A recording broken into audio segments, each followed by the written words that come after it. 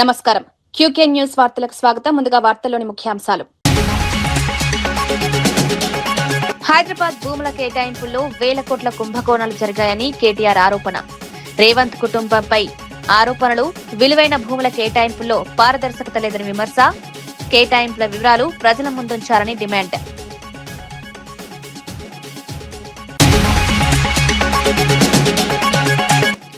Bharati cements పై red book దౌర్జన్యం చేస్తోందని వీరశేఖర్ రెడ్డి ఆరోపణ.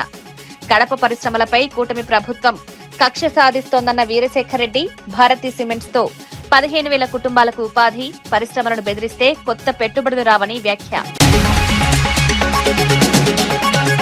రిటైర్మెంట్ బెనిఫిట్స్ కు 10% కమిషన్ అడిగారన్న మహేశ్వర్ రెడ్డి.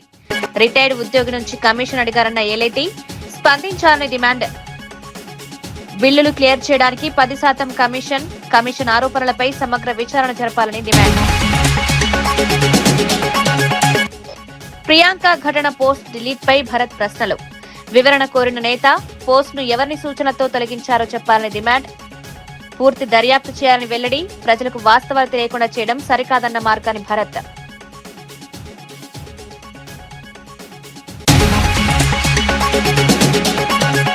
వైసీపీ నిరసనలకు ప్రజలే బుద్ధి చెప్తారన్న మాధవ్. డీఎస్సీ నియామకాలు పారదర్శకంగా జరిగాయి, అక్రమాలకు తావు లేదని వ్యాఖ్య. డీఎస్సీపై వైసీపీ రాజకీయ ప్రయోజనాల కోసమే నిరసనలు. స్థానిక ఎన్నికల్లో కూటమి భారీ విజయం సాధించింది. మెగా డీఎస్సీపై వైఎస్ఆర్సీపీ నిర్వహిస్తున్న నిరసనలపై బీజేపీ రాష్ట్ర అధ్యక్షుడు మాధవ్ తీవ్రంగా స్పందించారు. ఇలాంటి ఆందోళనలను ప్రజలు తిరస్కరిస్తున్నారన్నారు. డీఎస్సీ నియామక ప్రక్రియను ప్రభుత్వం పారదర్శకంగా నిర్వహించిందని స్పష్టం చేశారు. నియామకాల్లో స్పోర్ట్స్ కోటాకు సంబంధించిన అంశంపై కూడా ప్రభుత్వం ఇప్పటికే స్పష్టతనిచ్చిందన్నారు. డీఎస్సీ ప్రక్రియలో ఇలాంటి అక్రమాలకు తావలేదని మాధవ్ పేర్కొన్నారు. వైఎస్ఆర్సీపీ రాజకీయ ప్రయోజనాల కోసం నిరసనలు నిర్వహిస్తోందని విమర్శించారు. ఉద్యోగాల నియామక ప్రక్రియపై ప్రభుత్వం ఇచ్చిన వివరణను ప్రజలు గమనిస్తున్నారన్నారు. మెగా డీఎస్సీ ద్వారా ఉపాధ్యాయ నియామక బృందాలు నిబంధనల ప్రకారమే జరిగాయని తెలిపారు. మరోవైపు రాబోయే స్థానిక సంస్థల ఎన్నికలకు బీజేపీ, కూటమి భాగస్వామి పార్టీలు పూర్తిగా సిద్ధంగా ఉన్నాయన్నారు. విశాఖపట్నంలో కూటమి భారీ మెజారిటీ స్థానాలు గెలుచుకుంటుందని ధీమా వ్యక్తం చేశారు. స్థానిక ఎన్నికల్లో పార్టీ శ్రేణులు సమన్వయంతో పనిచేయాలని సూచించారు. ప్రభుత్వ సంక్షేమ అభివృద్ధి కార్యక్రమాలను ప్రజల్లోకి తీసుకువెళ్లాలని పిలుపునిచ్చారు. ప్రతిపక్షాల విమర్శలకు ప్రజల్లోనే సమాధానం లభిస్తుందన్నారు. డీఎస్సీ అంశాన్ని రాజకీయ వివాదంగా మార్చడం సరికాదని మాధవ్ అన్నారు. ప్రభుత్వం ఇప్పటికే వాస్తవాలను స్పష్టంగా వెల్లడించిందన్నారు. స్థానిక ఎన్నికల్లో కూటమి బలమైన ఫలితాలందిస్తుందని విశ్వాసం వ్యక్తం చేశారు. ప్రతిపక్ష పార్టీ ఏదైతే ఉందో వాళ్ళ హయాంలో ఒక్క జాబ్ క్యాలెండర్ కూడా విడుదల చేయకుండా అన్ని చోట్ల కూడా ఖాళీలు ఉంచడం జరిగింది. మెగా డిఎస్సీలో సుమారు 16,358 రిక్రూట్మెంట్ జరిగింది.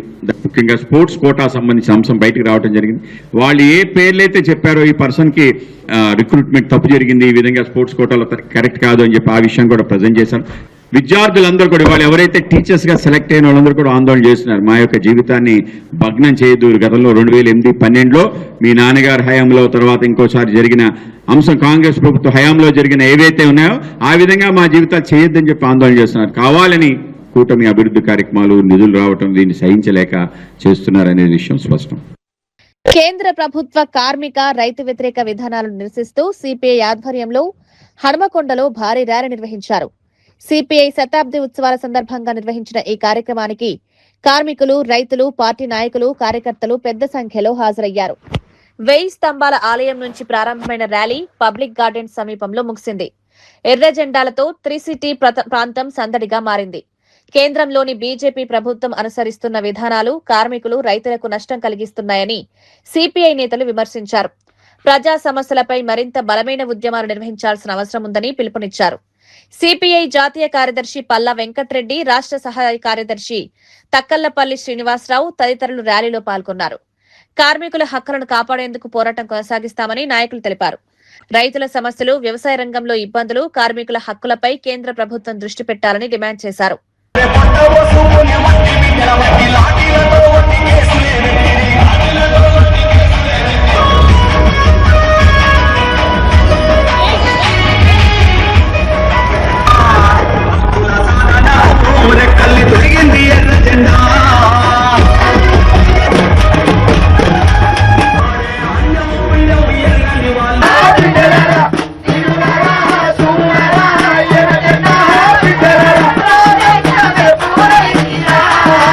ఢిల్లీ సర్కార్కు బదలావ్ అనే నినాదంతో ఈ నెల 6వ తేదీ నుండి 14వ తేదీ వరకు దేశవ్యాప్తంగా పాదయాత్రలు ప్రచార యాత్రలు నిర్వహించాలని పార్టీ నిర్ణయించింది. గత 12 సంవత్సరాలుగా బీజేపీ దేశంలో అన్ని రంగాల్లో వైఫల్యం చెందిందని, వారిచ్చిన హామీలను అమలు జరపలేదని నిర్ణయంతో భారత కమ్యూనిస్ట్ పార్టీ ఢిల్లీ సర్కార్కు బదలావ్ అని ఒక నినాదంతో ప్రచార యాత్రలు చేసి రేపు సెప్టెంబర్ 1వ తేదీ రామలీలా మైదాన్లో గొప్ప బహిరంగ సభతో ముగింపు చేయబోతా ఉన్నాం.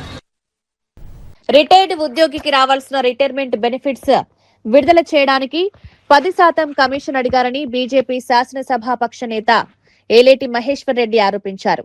ఈ ఆరోపణలపై డిప్యూటీ సీఎం భట్టి విక్రమార్క స్పందించాలని డిమాండ్ చేశారు. రిటైర్మెంట్ ప్రయోజనాలు పొందేందుకు ఉద్యోగి నుంచి కమిషన్ అడగడం చట్టబద్దమేనా అని ప్రశ్నించారు. అధికారులు చట్ట ప్రకారం పనిచేస్తున్నారా లేదా మంత్రుల ఆదేశాలను మాత్రమే అమలు చేస్తున్నారా అని నిలదీశారు. మరోవైపు మెగా శ్రీనివాస్ రెడ్డికి 10% కమిషన్ చెల్లించిన తర్వాతే బిల్లులు క్లియర్ చేస్తున్నారనే ఆరోపణలు కూడా మహేశ్వర్ రెడ్డి చేశారు. ఈ వ్యవహారంపై న్యాయమూర్తి రాజశేఖర్ రెడ్డి స్వయంగా సుమోటోగా విచారణను తీసుకోవాలని కోరారు. ప్రభుత్వ శాఖల్లో అవినీతి ఆరోపణలు వస్తే వెంటనే విచారణ జరపాలని డిమాండ్ చేశారు. రిటైర్డ్ ఉద్యోగులకు రావాల్సిన ప్రయోజనాల కోసం కూడా కమిషన్లు అడిగితే అది తీవ్ర సమస్య అన్నారు. అధికారులపై రాజకీయ ఒత్తిళ్లుంటే వాటిని పరిశీలించాలని కోరారు. ప్రజలకు అందాల్సిన ప్రభుత్వ ప్రయోజనాలను ఎలాంటి అవరోధాలు లేకుండా అందేలా చర్యలు తీసుకోవాలని సూచించారు. డబ్బులు వారి అకౌంట్లోకి రావడం లేదని చెప్పి వారు రోడ్డెక్కే పరిస్థితి వచ్చిందంటే ఇంతకన్నా దారుణమైనటువంటి పరిస్థితి ఇంకోటి ఉండదు. కోర్టు నుంచి ఎన్నో ఆర్డర్లు తీసుకొచ్చినా ఫలితం లేదు. 500-600 కంటెంప్ట్ కేసులు అయినప్పటికీ కూడా బాధలు తీరుతలేవు. గత చరిత్రలో అనేక మంది అధికారులు ఇలాంటి ఫైళ్ల మీద సంతకం చేసి మరి బాధపడ్డటువంటి పరిస్థితులు మనం చూసాం. చిన్న చిన్న బిల్లులు కూడా క్లియర్ చేసే పరిస్థితులు లేదు. నిమిషానికి 20 లక్షల రూపాయలు అప్పు చేస్తా ఉన్నది. కానీ జీఎస్డీపీలో 50% పైన అప్పులు చేసినటువంటి ఏకైక రాష్ట్రంగా తెలంగాణ నిలబడ్డది. కేంద్ర ప్రభుత్వం నిధులు ఇవ్వకుంటే కనీసం జీతాలు కూడా ఇచ్చుకోలేని పరిస్థితుల్లో గ్రామ పంచాయతీలు మున్సిపాలిటీలు ఉన్నాయి. ఈయన మాత్రం జల్సాల కోసం, గుత్తదారుల కోసం, కాంట్రాక్టులకు, కమిషన్ల కోసం వేల కోట్ల రూపాయలు గుత్తదారులకు ఖర్చు పెడతా ఉన్నాడు. బట్టి విక్రమార్క ఒక లూటీ విక్రమార్కగా మారిపోయాడు. ఈ రాష్ట్రంలో ఫైనాన్స్ డిపార్ట్మెంట్ ని కమిషన్ డిపార్ట్మెంట్ గా మార్చి ఎక్కడికక్కడ సింగరేణిలో వేల కోట్ల రూపాయల కుంభకోణాలు. లూటీ విక్రమార్క, రేవంత్ రెడ్డి కలిసి రాష్ట్రాన్ని దోచుకుంటున్నమాట వాస్తవం కాదా? పైసల మీద పెట్టే దృష్టి మీరు పాలన మీద ఎందుకు పెడతలేరు? చిన్న కాంట్రాక్టర్లను, రిటైర్డ్ ఎంప్లాయీస్ ని అందరినీ కూడా మీరు కంప్లైంట్స్ రిజిస్టర్ చేయండి. మీకు అండగా భారతీయ జనతా పార్టీ నిలబడుతుంది. తెలంగాణ ముఖ్యమంత్రి రేవంత్ రెడ్డి, ఆయన కుటుంబ సభ్యులు, అనుచరులపై బీఆర్ఎస్ వర్కింగ్ ప్రెసిడెంట్ కేటీఆర్ తీవ్ర ఆరోపణలు చేశారు. హైదరాబాద్ నగరం పరిసర ప్రాంతాల్లో విలువైన భూములతో పాటు కీలక ప్రాజెక్టుల కేటాయింపులో వేల కోట్ల రూపాయల కుంభకోణాలు జరుగుతున్నాయని ఆరోపించారు. ప్రభుత్వ నిర్ణయాల వెనుక భారీ స్థాయిలో ఆర్థిక ప్రయోజనాలున్నాయని విమర్శించారు. హైదరాబాద్ లో విలువైన భూములను ప్రైవేట్ వ్యక్తులు, సంస్థలకు కేటాయించే విషయంలో పారదర్శకత లేదని ఆరోపించారు. భూముల కేటాయింపులు, ప్రధాన ప్రాజెక్టుల విషయంలో ప్రభుత్వం తీసుకుంటున్న నిర్ణయాలను ప్రజల ముందుంచాలని డిమాండ్ చేశారు. ప్రభుత్వ విధానాల వల్ల రాష్ట్ర ఆస్తులు కొందరి చేతుల్లోకి వెళ్తున్నాయని కేటీఆర్ ఆరోపించారు. హైదరాబాద్ అభివృద్ధి పేరుతో విలువైన భూములను అప్పగించే ప్రయత్నాలు జరుగుతున్నాయని విమర్శించారు. ఈ వ్యవహారాలపై సమగ్ర విచారణ జరపాలని కోరారు. ప్రభుత్వంలోని నిర్ణయాలపై ప్రజలకు పూర్తి సమాచారం అందించాలని డిమాండ్ చేశారు. భూముల విలువ, కేటాయింపుల ప్రక్రియ, లబ్ధిదారుల వివరాలను బహిర్గతం చేయాలన్నారు. తెలంగాణ ప్రజల ఆస్తులను కాపాడేందుకు బీఆర్ఎస్ పోరాటం చేస్తుందని కేటీఆర్ తెలిపారు. ప్రభుత్వ నిర్ణయాలను రాజకీయంగా ప్రశ్నిస్తూనే ఉంటామని స్పష్టం చేశారు. छोटा भाई है तो कुछ भी पॉसिबल है क्या? कुछ भी मुमकिन है क्या? कोई कंपनी में एक भी एम्प्लॉय नहीं, 1 लाख उसका पेडअप इक्विटी है. ऐसी कंपनी को आप 200 करोड़ वाले जमीन क्यों दिया आपने? ये हमने कल सवाल किया तो जवाब मिलता है कि रेवंत रेड्डी के भाई का इस कंपनी से कोई लेना देना नहीं है. आज हम बता रहे हैं कि भाई रेवंत रेड्डी के भाई यूएस कॉन्सुल जनरल के साथ बैठे हुए हैं, टेसरैक्ट एडवांस सिस्टम्स के चेयरमैन बन के. रेवंत रेड्डी के भाई यूएस आईपीएफ में शामिल हो गए इस कंपनी के चेयरमैन बन के. तो एक तरफ आप कहते हो भाई का कोई लेना देना नहीं है इस कंपनी के साथ, दूसरे तरफ भाई साहब अपने लिंक्डइन में डाल दिए हैं कि मैं इस कंपनी का चेयरमैन हूं. तो सच क्या है, इसको बाहर आना है. इसलिए हम रेवंत रेड्डी जी से पूछना चाहते हैं कि भाई सच बता दो क्या है. आपके भाई साहब को जो आपने गिफ्ट दिया, इसको लेके हम जरूर पूरी तरह से जो गवर्नर और जो लोकायुक्त और जो बाकी इंस्टीट्यूशन है, जो कोर्ट्स हैं, उनके पास जाएंगे और इंसाफ की लड़ाई हम लड़ेंगे और सरकार को जवाब देना पड़ेगा। कल को कोई एक और स्टार्टअप 1 लाख रुपया इक्विटी के साथ कंपनी बनाती है तो उनको भी क्या आप ऐसे ही 200, 300 करोड़ वाले जमीन ऐसे ही दे देंगे without following any due process? या आपके भाई लोगों के लिए एक अलग कानून या अलग रूल्स होते हैं, या आपको जवाब देना होगा? ये मुडा स्कैम से भी बड़ा स्कैम है। कर्नाटक में जो मुडा स्कैम हुआ, जिसको लेके सिद्धरामैया जी को इस्तीफा देने की नौबत आ पड़ी थी, उससे भी बड़ा स्कैम है। हम छोड़ेंगे नहीं कांग्रेस गवर्नमेंट को, और राहुल गांधी जी को भी जवाब देना होगा। आप कहते हो इंदिरम्मा राज्यम, क्या यही इंदिरम्मा राज्यम है? दूसरी तरफ कहते हो कि प्रजा पालना, क्या यही प्रजा पालना है जिसमें रेवंत के भाई कोंडल रेड्डी, तिरुपति रेड्डी, जगदीश रेड्डी और उनके साले साहब सृजन रेड्डी सब के सब आज हजारों करोड़ों के कॉन्ट्रैक्ट करने में लगे तेलंगाना गवर्नमेंट में? इस बात को हम नहीं छोड़ेंगे। और बीजेपी से भी हम सवाल करते हैं। हमने शिकायत किया था 1 साल पहले इन सब के बारे में, आज तक आपकी तरफ से कोई जवाब नहीं। क्या इतना क्या अंडरस्टैंडिंग है, ये भी बताना। Thank you. హైదరాబాద్ లో హెచ్ సిటీ ప్రాజెక్టులో భాగంగా కేబీఆర్ పార్క్ పరిసరాల్లో ఫ్లైఓవర్లు, అండర్ పాస్ల నిర్మాణ పనులు జరుగుతున్నాయి. ఈ నేపథ్యంలో ఆగస్టు 18 నుంచి ఆ ప్రాంతంలో కొత్త ట్రాఫిక్ విధానం అమల్లోకి రానుంది. ట్రాఫిక్ రద్దీని నియంత్రించేందుకు వన్ వే ట్రాఫిక్ విధానాన్ని అమలు చేయనున్నట్లు ట్రాఫిక్ సిపి సజ్జనార్ తెలిపారు. నిర్మాణ పనుల కారణంగా వాహనదారులు ఇబ్బందులు పడకుండా ముందస్తు చర్యలు చేపడుతున్నట్లు అధికారులు చెప్పారు. కేబీఆర్ పార్క్ చుట్టుపక్కల ప్రధాన రహదారుల్లో ట్రాఫిక్ మళ్లింపులు ఉండే అవకాశం ఉంది. వాహనదారులు కొత్త మార్గాలను ఉపయోగించాల్సి ఉంటుంది. ట్రాఫిక్ పోలీసులు సూచించే ప్రత్యామ్నాయ మార్గాలను వాహనదారులు పాటించాలని అధికారులు కోరుతున్నారు. ఫ్లైఓవర్లు, అండర్ పాస్ల నిర్మాణం పూర్తయితే ఈ ప్రాంతంలో ట్రాఫిక్ సమస్యలు తగ్గే అవకాశం ఉందని అధికారులు భావిస్తున్నారు. హెచ్సిటీ ప్రాజెక్టులో భాగంగా నగర మౌలిక వస్తువులను మెరుగుపరిచేందుకు పలు అభివృద్ధి పనులు చేపడుతున్నారు. నిర్మాణ సమయంలో ట్రాఫిక్ నిర్వహణకు ప్రత్యేక ప్రణాళిక రూపొందించారు. ఆగస్టు 18 నుంచి అమల్లోకి వచ్చే వన్ వే విధానంపై వాహనదారులకు ముందుగానే అవగాహన కల్పించనున్నారు. ట్రాఫిక్ పోలీసులు ప్రధాన కూడళ్ల వద్ద సిబ్బందిని ఏర్పాటు చేయనున్నారు. వాహనదారులు ఆంక్షలను పాటించి सहकరించాలని అధికారులు విజ్ఞప్తి చేశారు. कम हो जाएंगे और फैमिली टाइम भी इम्प्रूव हो जाएंगे। सो ये प्रोजेक्ट कंप्लीट करने के लिए थोड़ा चेंजेस करना पड़ता है ट्रैफिक में और कम्यूटर्स को भी। इससे हम लोग अप्रैल में और जून में 2 बार ट्रायल रन किया, एक बार 3 घंटा, एक बार 6 घंटा। हमको मालूम पड़ा कि थोड़ा कहाँ रुकावट है, कहाँ प्रॉब्लम्स है। पब्लिक भी हमको सजेशंस दिया। इसके बाद हम लोग जीएचएमसी और water works, electricity department, TSRTC, ICR सब लोग मिलके एक कोऑर्डिनेशन के साथ हम लोग प्लान किया। देन अभी 18 से इस महीने 18 से हम लोग इसको फुल फ्लेज्ड 6 बजे से ये वन वे कर रहे। इसकी वजह से पब्लिक को थोड़ा दिक्कत आ सकता है, इसलिए हम लोग रेगुलरली हमारा ट्रैफिक पुलिस एडवाइजरी देते रहते। लोगों को मैं रिक्वेस्ट करूंगा, आप लोग एडवाइजरी दे के आपका ट्रैवल प्लान बनाइए और जो लेन चेंजेस कहाँ करना है उसके हिसाब से करिए, नहीं तो आपको फिर अगेन गोल चक्कर मारना पड़ता है। नहीं, एक थोड़ा भी मिस्टेक है तो भी बिकॉज वहाँ पे आपको फिर अगेन यू टर्न करने का कुछ सुझाव नहीं है। और ये करने के लिए हम लोग हमारा ट्रैफिक पुलिस अभी 2 शिफ्ट में काम कर रहे हैं। अभी आगे 4 शिफ्ट की साथ हम लोग काम करेंगे। हम लोग हमारा सीसीटीवी नेटवर्क को अप कर रहे और integrated command and control centre से भी हम लोग रेगुलर 24/7 मॉनिटर करेंगे और ड्रोन का भी इस्तेमाल करके कहाँ प्रेशर पॉइंट्स है करके हम लोग देखेंगे। मैं पब्लिक को रिक्वेस्ट करूंगा, आप जैसे पब्लिक कोऑपरेट किया इस बार भी कोऑपरेट करने के लिए। और हम लोग ऑलरेडी 2 बार में पब्लिक बहुत अच्छा से कोऑपरेट किया, मैं उनको बहुत बहुत आभारी हूँ। और जो इस करते वक्त केबीआर जो पार्क को पहले सुबह वॉकिंग आते हैं और शाम में वॉकिंग जो विजिटर्स है उनको अपना प्लान ट्रैफिक अरेंजमेंट्स का प्लान को रिवाइज करने के लिए मैं रिक्वेस्ट करूंगा और उनको कोऑपरेट करने के लिए मैं रिक्वेस्ट करूंगा।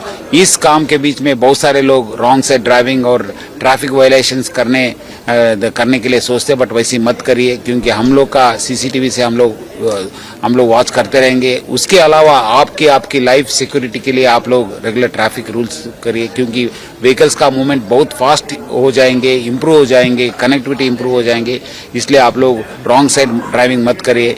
जो पहले से आप लोग जैसे कोऑपरेट किया आगे भी, क्योंकि ये प्रोजेक्ट ऑलमोस्ट 1.5 ईयर लगता है, उस टाइम पे आप कोऑपरेट करने के लिए मैं जीएचएमसी की तरफ से, हैदराबाद सिटी पुलिस की तरफ से और सब गवर्नमेंट की तरफ से पब्लिक सबको रिक्वेस्ट कर रहा हूँ।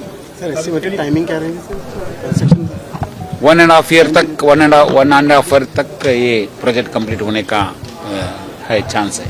सर सिर्फ यहीं के लिए मासा टैंक टोली चौकी के तो साइड भी कोई आप लोगों का प्लान है ट्रैफिक के लिए? नहीं कुछ नहीं, यहीं पे KBR के अराउंड ही रहता है। नहीं सर, उधर भी तो ट्रैफिक का इश्यूज है ना सर? ना उसके हिसाब से वो चलते रहते हैं, जब ये एंटर होते हैं अगर से वो చేయడం తనకు అనవసరమైన నిర్ణయంగా అనిపిస్తోందని ఫిరాయింపు ఎమ్మెల్యే పోచారం శ్రీనివాసరెడ్డి చేసిన వ్యాఖ్యలు తెలంగాణ రాజకీయాల్లో సంచలనంగా మారాయి.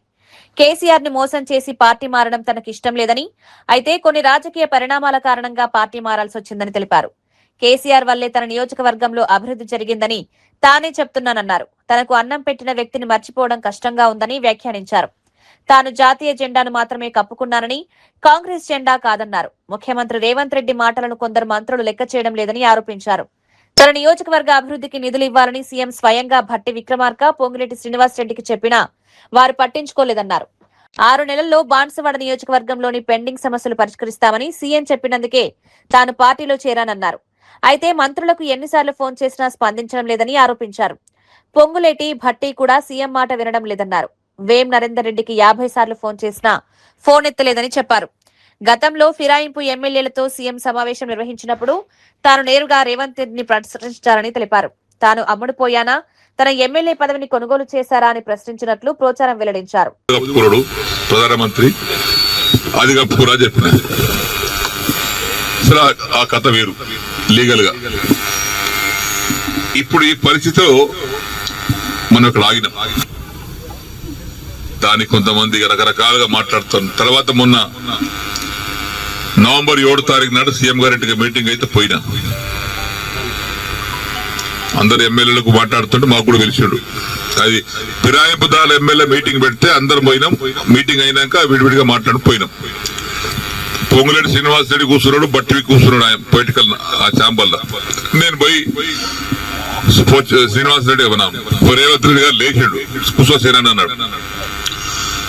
ఒకటి అడిగితే సమాధానం చెప్పినా కూర్చుంటా అన్నా.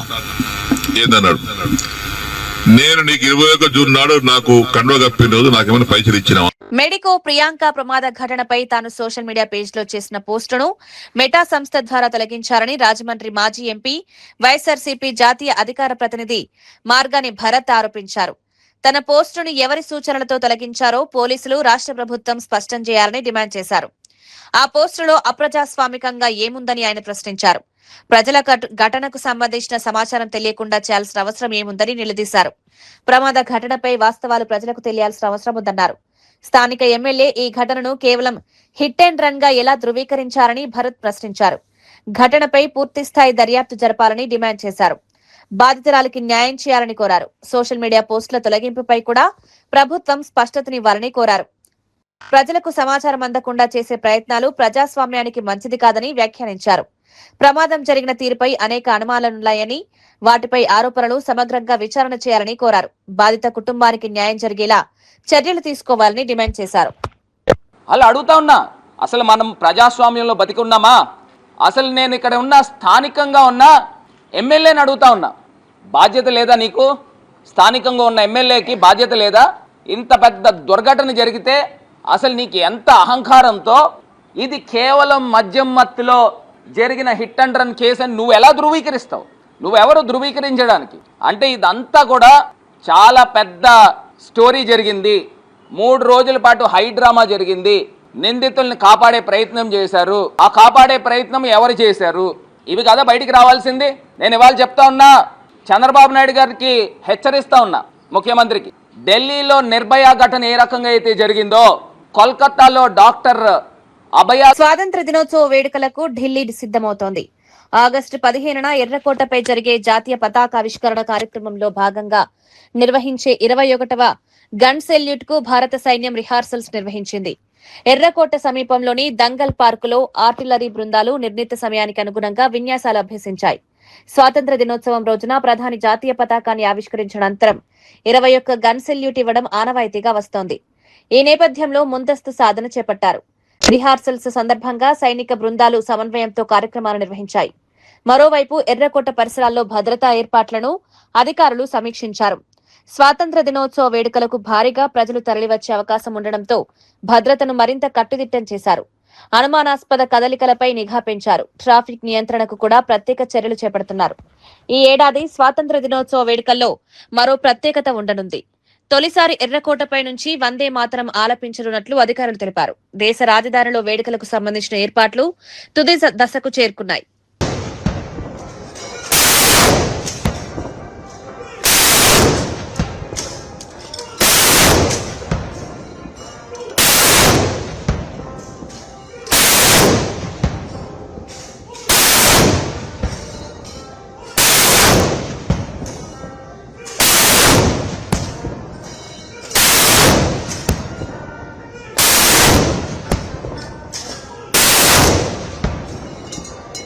కడపలో వేలాది కుటుంబాలకు ఉపాధి కల్పిస్తున్న భారతీ సిమెంట్స్ పరిశ్రమపై కూటమి ప్రభుత్వం రెడ్ బుక్ పేరుతో దౌర్జన్యానికి పాల్పడుతోందని వైఎస్ఆర్సీపీ రాష్ట్ర అధికార ప్రతినిధి వీరశేఖర్ రెడ్డి ఆరోపించారు.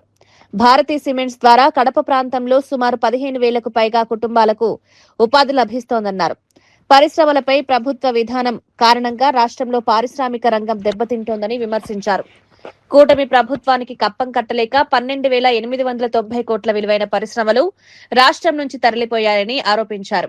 రాష్ట్రంలో పారిశ్రామిక విధ్వంసం జరుగుతోందని తీవ్ర వ్యాఖ్యలు చేశారు. పెట్టుబడులు తీసుకురావాల్సిన ప్రభుత్వం పరిశ్రమలకు ఇబ్బందులకు గురిచేస్తోందన్నారు. పరిశ్రమలు తరలిపోతే వేలాది మంది ఉద్యోగాలు కోల్పోయే ప్రమాదం ఉందన్నారు. కడప జిల్లాలో ఉపాధి, స్థానిక ఆర్థిక వ్యవస్థకు భారతీ సిమెంట్స్ కీలకమన్నారు. పరిశ్రమలను ప్రోత్సహించే విధానాలు అవలంబించాల్సిన ప్రభుత్వం రాజకీయ కక్ష సాధింపులకు పాల్పడుతోందని ఆరోపించారు. పారిశ్రామికవేత్తలకు భద్రత, స్థిరమైన విధానాలు కల్పించాలని డిమాండ్ చేశారు. రాష్ట్రంలో పెట్టుబడులు పెరగాలంటే ప్రభుత్వం పారదర్శకంగా వ్యవహరించాల్సిన అవసరం ఉందన్నారు. పరిశ్రమలను బెదిరించడం వల్ల కొత్త పెట్టుబడులు రావన్నారు. ఈ అంశంపై ప్రభుత్వం స్పష్టతనివ్వాలని వీరశేఖర్ రెడ్డి డిమాండ్ చేశారు. సిమెంట్ ని బెదిరించారు, చెట్టినాడు సిమెంట్స్ ని బెదిరించారు, శ్రీ సిమెంట్స్ ని బెదిరించారు, భవ్య సిమెంట్స్ ని బెదిరించారు. ఇలా రాష్ట్రంలో ఉన్న సిమెంట్ ఫ్యాక్టరీలు మొత్తం వీళ్ళకి కప్పం కట్టకపోతే మీరు ఫ్యాక్టరీ నడుపుకోవడానికి లేదు అన్న ఒక్క దుర్బుద్ధితో ఈ విధంగా బెదిరిస్తూ వచ్చి ఈ రోజు భారతీయ సిమెంట్స్ వార్సుగా 2-3 రోజులుగా ప్లాంట్ లో ఉత్పత్తి కూడా అయిపోయింది. 15,000 మంది ప్రత్యక్ష పరోక్ష ఉద్యోగుల యొక్క జీవితాలు గాల్లో దీపమైపోయాయి. సో ప్లాంట్ లో ఉత్పత్తి ఆగిపోతే వీళ్ళ భవిష్యత్ ఏంటి? సో ఇవేమీ పట్టవు ఈ ప్రభుత్వానికి. వాళ్ళకి కావాల్సింది కేవలం క్యాష్, అదేవిధంగా కక్ష సాధింపు. ఈ విధంగా దుర్మార్గంగా భారతీయ సిమెంట్స్ ను కూడా ఆపేసే పరిస్థితి తీసుకొచ్చారు. సో ఇవి కాకుండా వీళ్ళ ప్రభుత్వ అధికారంలోకి వచ్చిన తర్వాత వీళ్ళకి కప్పం కట్టలేక 12,890 కోట్ల రూపాయల పరిశ్రమలు రాష్ట్రం నుంచి పరుగు ఎంతలా పరిగెత్తాయంటే వెనక్కి కూడా తిరిగి చూడాల. ఎందుకంటే రాష్ట్రంలో వీళ్ళు పరిశ్రమ పెట్టాలన్నా వీళ్ళకి భూ కేటాయింపు. నియామకాలలో అవకతవకలు జరిగాయని ఆరోపిస్తూ వైఎస్ఆర్సీపీ నిర్వహించిన నిరసన ర్యాలీలో ప్రజలు, విద్యార్థులు, నిరుద్యోగులు పెద్ద సంఖ్యలో పాల్గొన్నారు. డిఎస్సి నియామక ప్రక్రియపై ప్రభుత్వాన్ని నిలదీస్తూ వైసీపీ నేతలు ఈ ర్యాలీ నిర్వహించారు. నిరుద్యోగులకు న్యాయం చేయాలని డిమాండ్ చేస్తూ నినాదాలు చేశారు. ర్యాలీకి ప్రజల నుంచి భారీ స్పందన వచ్చిందని వైఎస్ఆర్సీపీ నేతలు తెలిపారు. తమ నిరసనకు వస్తున్న స్పందన చూసి ప్రభుత్వం అడ్డంకులు సృష్టిస్తోందని ఆరోపించారు. చంద్రబాబు ప్రభుత్వం కుట్రపూరితంగా వ్యవహరిస్తోందని విమర్శించారు. ర్యాలీలో పాల్గొంటున్న వారిపై ఎక్కడికక్కడ అక్రమ కేసులు నమోదు చేస్తున్నారని, నిర్బంధాలకు పాల్పడుతున్నారని ఆరోపించారు. ప్రజల నుంచి వస్తున్న వ్యతిరేకతను అణిచివేయడానికే పోలీసులు అధికార యంత్రాంగాన్ని ఉపయోగిస్తున్నారని విమర్శించారు. డిఎస్సి నియామకాలపై పూర్తి స్థాయి విచారణ జరిపించాలని డిమాండ్ చేశారు. ఉద్యోగాల కోసం కష్టపడి చదివిన నిరుద్యోగులకు న్యాయం చేయాలని కోరారు. నియామక ప్రక్రియలో అవకతవకలు ఉంటే బాధ్యులపై చర్యలు తీసుకోవాలన్నారు. చాలా క్లారిటీగా ఉందండి. ఈ డిఎస్సి 2025 లో జరిగినటువంటి వాటిల్లో మేము అడిగినటువంటి ప్రశ్నలు చాలా స్పష్టంగా ఉన్నాయి. మొట్టమొదటి ఏంటండి, కన్వీనర్ ని పక్కన పెట్టి యాక్చువల్ గా డిఎస్సి డిస్ట్రిక్ట్ సెలక్షన్ కమిటీలో ఆ డిస్ట్రిక్ట్ ఇన్ఛార్జ్ అయినటువంటి కలెక్టర్ గారు మొత్తం సర్టిఫికేట్ వెరిఫికేషన్ ఇవన్నీ చూడాల్సినటువంటి బాధ్యత జరగాల్సింది. వీటన్నిటిని కూడా ఏం చేశారు, సెంట్రలైజ్ చేశారు, కేంద్రీకరణ చేసేసి ఒక చోట నుంచి అన్ని కూడా రిక్రూట్మెంట్ ప్రాసెస్ అంతా స్టార్ట్ చేశారు. అది కూడా ఆ బాధ్యతను కూడా ఎవరి చేతి పెట్టారండి, ఎస్సీఆర్డీ డైరెక్టర్కే మొత్తం పగ్గాలు అప్పగించేశారు. సరే, అక్కడ అప్పగించినందుకు ఏమన్నా పారదర్శకంగా జరిగిందా అంటే, ఇంకొకటి మా నుంచి వచ్చిన ప్రశ్న ఏంటంటే, ఈ ప్రశ్నపత్రాలు అప్లోడింగ్ గాని, ఈ డిజిటల్ నిర్వహణ గాని అంతా కూడా జరగాల్సింది చాలా సీక్రెట్ గా జరగాలి. మరి అది ఏం జరిగింది అనుకుంటున్నారు? ఏదైతే బయట అవుట్ సోర్సింగ్ వాళ్ళకి కొంతమందికి పిలిచి వాళ్ళకి ఆ ప్రశ్న పత్రాలకు సంబంధించినటువంటి తయారీ గాని, అప్లోడింగ్ గాని, ప్రశ్నలన్నీ కూడా వాళ్ళ చేతికి ఇచ్చారు. ఎక్కడ సీక్రసీ ఉంది? మూడో ప్రశ్న, ఈ పరీక్షల వ్యవస్థలో పనిచేసే వ్యక్తికి టాప్ ర్యాంక్ అవుట్ సోర్సింగ్ విద్యార్థి ఉన్నాడండి, పురం నవీన్ అని. ఆయన సోషల్ స్టడీస్ లో కృష్ణా జిల్లాలో టాపర్కి వచ్చి, ఎవరైనా ఒక ప్రశ్నపత్రం తయారు చేసేటువంటి వ్యక్తి అతనే ఎగ్జామ్ రాస్తే ఎంత చిన్న లాజిక్ అండి ఇది. మాజీ మంత్రి సీదిరి అప్పలరాజును రాజకీయంగా ఎదుర్కోవాలని, ఆయన కుటుంబ సభ్యులను రాజకీయ వివాదాల్లోకి రాగవద్దని ఆయన సతీమణి శ్రీదేవి కోరారు. తన భర్త ఒక డాక్టర్ గా ఎంతో మంది ప్రాణాలను కాపాడారని, మంత్రిగా ఉన్న సమయంలో జిల్లాలో అనేక అభివృద్ధి పనులు చేశారని తెలిపారు. అలాంటి వ్యక్తిపై ఇప్పుడు క్రిమినల్ ముద్ర వేస్తున్నారని ఆవేదన వ్యక్తం చేశారు. రాజకీయంగా తన భర్తను ఎదుర్కోవాలని, అయితే చదువుకుంటున్న తన బిడ్డను రాజకీయాల్లోకి లాగడం, వేధించడం ఎంతవరకు సమంజసమని ప్రశ్నించారు. రాజకీయ ప్రత్యర్థులపై విమర్శలు చేయడం వేరు, కుటుంబ సభ్యులను ఇబ్బందులకు గురిచేయడం వేరన్నారు. తన భర్తపై ఏవైనా ఆరోపణలుంటే చట్టపరంగా ఎదుర్కోవాలని కోరారు. పిల్లల భవిష్యత్తును రాజకీయ వివాదాలకు దూరంగా ఉంచాలని విజ్ఞప్తి చేశారు. రాజకీయ కక్ష సాధింపులకు కుటుంబ సభ్యులను లక్ష్యంగా చేసుకోవడం సరికాదని శ్రీదేవి వ్యాఖ్యానించారు.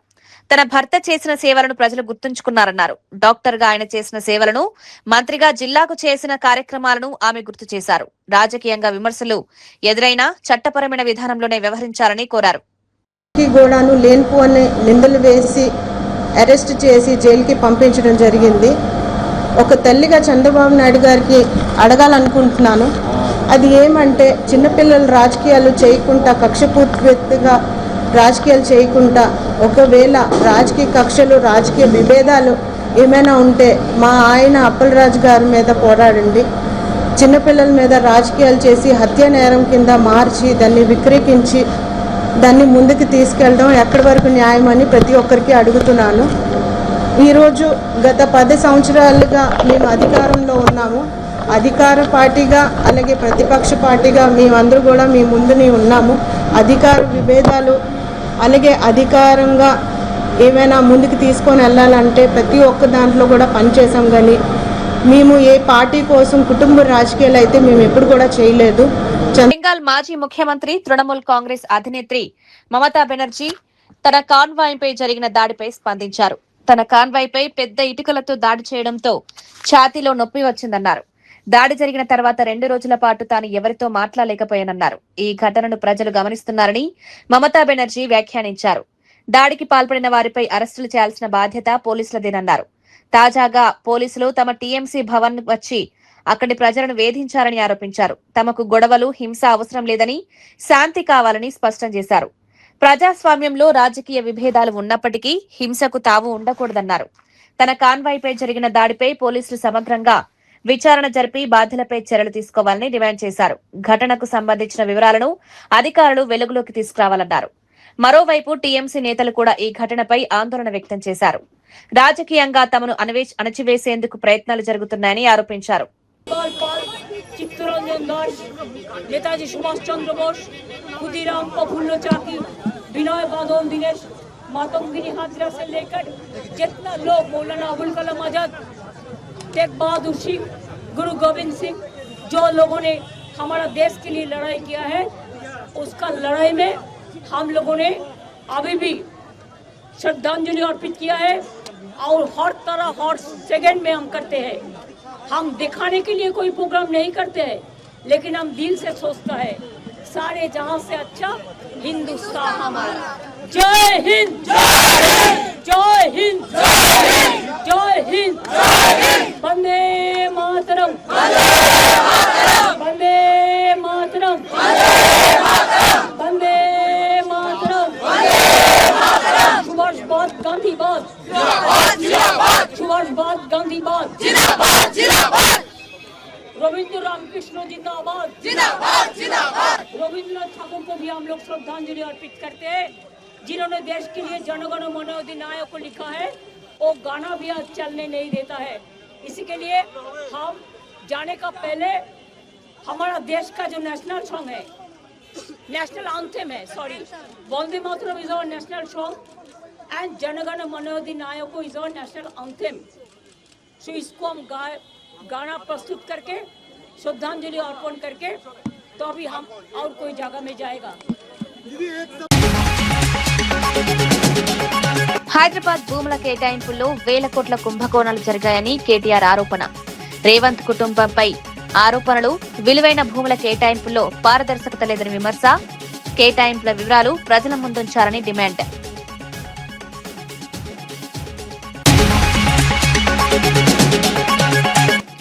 భారతీ సిమెంట్స్ పై రెడ్ బుక్ దౌర్జన్యం చేస్తోందని వీరశేఖర్ రెడ్డి ఆరోపణ. కడప పరిశ్రమలపై కూటమి ప్రభుత్వం కక్ష సాధిస్తోందన్న వీరశేఖర్ రెడ్డి భారతీ సిమెంట్స్ తో 15,000 కుటుంబాలకు ఉపాధి, పరిశ్రమలను బెదిరిస్తే కొత్త పెట్టుబడులు రావని వ్యాఖ్య. రిటైర్మెంట్ బెనిఫిట్స్ కు 10% కమిషన్ అడిగారన్న మహేశ్వర్ రెడ్డి. రిటైర్డ్ ఉద్యోగి నుంచి కమిషన్ అడిగారన్న ఏలేటి స్పందించాలని డిమాండ్. బిల్లులు క్లియర్ చేయడానికి 10% కమిషన్ ఆరోపణలపై సమగ్ర విచారణ జరపాలని డిమాండ్.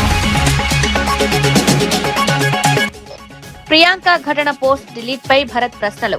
వివరణ కోరిన నేత పోస్ట్ ను ఎవరిని సూచనతో తొలగించారో చెప్పాలని డిమాండ్. పూర్తి దర్యాప్తు చేయాలని వెల్లడి. ప్రజలకు వాస్తవాలు తెలియకుండా చేయడం సరికాదన్న మార్గాని భరత్.